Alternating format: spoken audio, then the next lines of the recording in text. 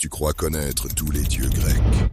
Mais le plus puissant a été effacé de l'histoire. Il fut un temps où ni l'homme, ni les étoiles, ni même le vent n'existaient. Un temps où seul régnait le chaos, sans forme, sans frontières, sans limite. De ce gouffre insondable, où même la pensée semblait se perdre, naquit une présence plus ancienne que le souvenir lui-même. Son nom, murmuré dans l'oubli des âges, était Éreb. Mais alors, pourquoi ce nom, Éreb, si fondamental, a-t-il disparu des légendes que l'on raconte aux enfants? Pourquoi a-t-on effacé jusqu'à sa trace dans les temples et les hymnes? Parce qu'Éreb incarne une vérité que l'humanité refuse d'accepter.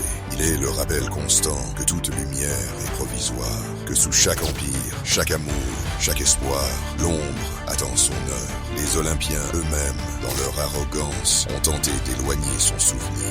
Ils ont érigé des palais d'or et de marbre au sommet des montagnes, mais dans les profondeurs du Tartare, loin des chants et des fêtes, Éreb demeure immuable, invisible, insaisissable. Éreb n'était pas une divinité éclatante, comme celle que l'on vénérera plus tard. Il n'était pas lumière, il n'était pas vie, il était l'essence même de l'obscurité. Un océan noir sans rivage, un souffle silencieux qui engloutit tout ce qui naît et meurt. Il n'était ni bon ni mauvais, il était nécessaire.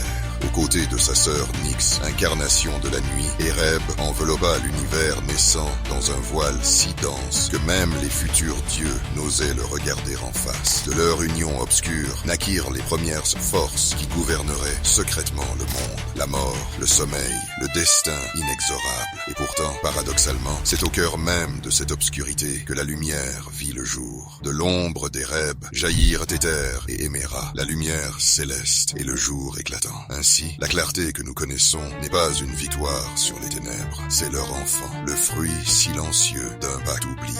Alors, lorsque la nuit semble lourde, presque vivante, et que ton cœur se serre sans raison, souviens-toi que ce n'est pas le vide qui te regarde, c'est Éreb, le premier souverain du cosmos, le dernier souffle avant que le silence éternel, car avant toute création et après toute destruction, il restera l'obscurité. Et dans cette obscurité, Éreb veillera. Abonne-toi et entre dans les ténèbres oubliées, là où les dieux eux-mêmes tremblaient de peur.